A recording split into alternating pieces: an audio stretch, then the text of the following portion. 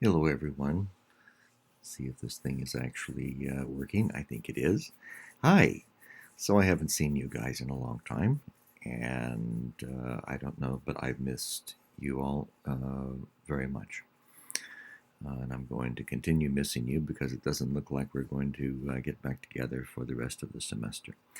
I hope everyone is well, being well, staying safe in this really amazing crisis is the most important thing that we can all do. Um, I wanted to give you just a short video since I'm not going to be seeing you. I wanted to at least see you, um, let you see me um, before we start school on Monday, uh, the 30th. I'm recording this on Wednesday, the 25th. So if anything changes between now and then, the fact that I'm recording this a few days before school begins may explain it. So with that, let me just make a few points. Number one, this is school. Even though you're going to be listening to audio recordings of me talking, granted, there are a few things more um, sleep inducing than listening to me talk for a significant period of time, but there you go. Um, Even though you're going to be listening to recordings of lectures, this is still school.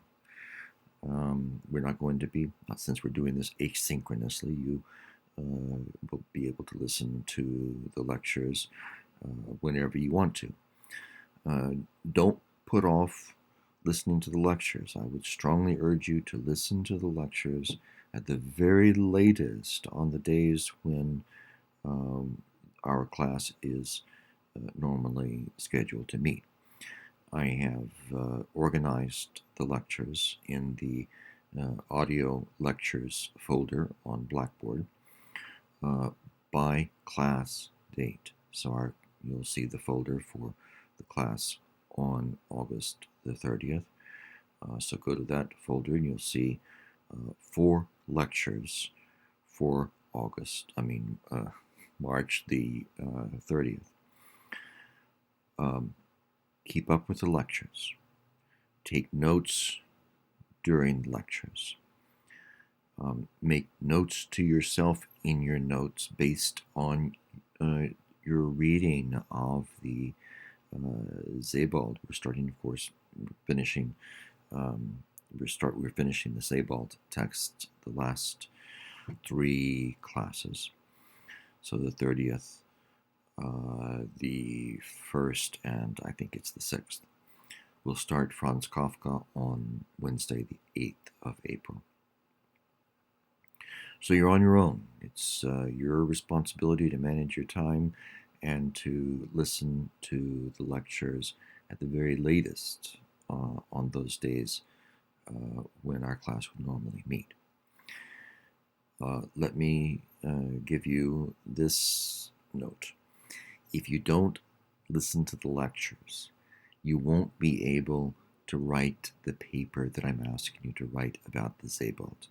And that applies to the next text we'll look at after Sebald, the Franz Kafka story, and we're going to look at some poetry um, of Emily Dickinson at the end of the semester, which is coming up very shortly.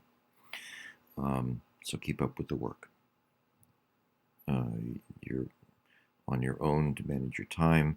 Do not put off listening to the lectures. You may think, oh, I'll listen to those, next Saturday.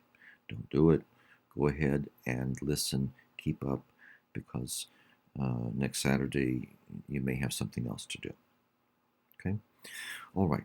Now, the way the files are organized, I have organized, as I said a moment ago, the classes, the lectures by class date. So, um, for each class, there are 4 or 5, or in one case so far, 6 15 to 18-minute lectures. A lecture is point being that a lecture is one piece of a class meeting. I've divided each class meeting into these smaller time increments, 15 to 18 minutes, just to make it a little bit easier for you. Give you a chance to take a break. It gives me a chance to stop talking and take a little break. I just found that it worked best for me, and I hope it works well for you. But it's extremely important that you understand each class meeting will consist of 4 or 5, or in one case so far 6 lectures. Right? I want you to please go as soon as you possibly can and read the assignment for the Sebald paper. It is, of course, in the assignments folder on Blackboard. Read that assignment. It looks long, but much of it is an example of that I've written to give you an indication of what I'm looking for. So most of it, if it looks long to you, much of it is something that I've written that illustrates what I'm looking for. If you look at the assignment first, you will know what to keep an eye out for as you're listening to my lectures. It will be much easier to write your papers if you know what to look for, and you have been looking for those things as you read the text and as you listen to my lectures. Okay, so don't put that off. So I have to ask your forbearance on my performance as a lecturer in these recordings. I am no disc jockey. I am not particularly entertaining in person and certainly not in audio. I speak slowly just on any old normal day, and I seem to slow down even more when I see the record button go on my phone, which is what I've been using to make the recordings. I apologize for that. I apologize for the low entertainment value. I ask your indulgence and your patience. I sense that I may be getting a little bit better and speaking a little bit faster and not being quite so tedious as I get better and more comfortable with this. It's a very uncomfortable thing for me to do, to make these recordings. It's very strange to be talking into my phone about Sebald and not have anybody on the other end listening to me. So I ask for your indulgence and patience. Right? The other thing that I would ask for is for you to write to me.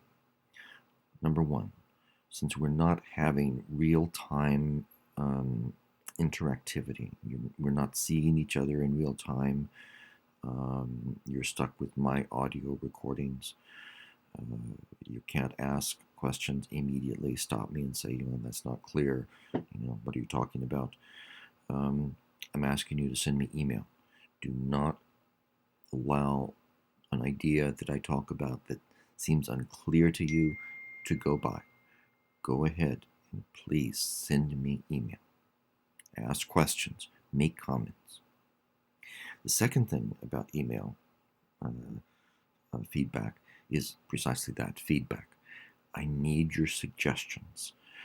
I need your suggestions about how I can make these lectures better. I would like for your suggestions to please be constructive. I once had a student in an evaluation say that the course would be improved markedly if the professor dropped dead and the course was eliminated. I didn't find that particularly helpful feedback, so you might refrain from that kind of thing. But anything that you can do to suggest ways I might improve, besides speaking faster, I already know I need to speak faster. I know I probably need to go into less detail. I already know that. Um, any other suggestions that you have, please share them with me, and if I possibly can, I will incorporate them into the work.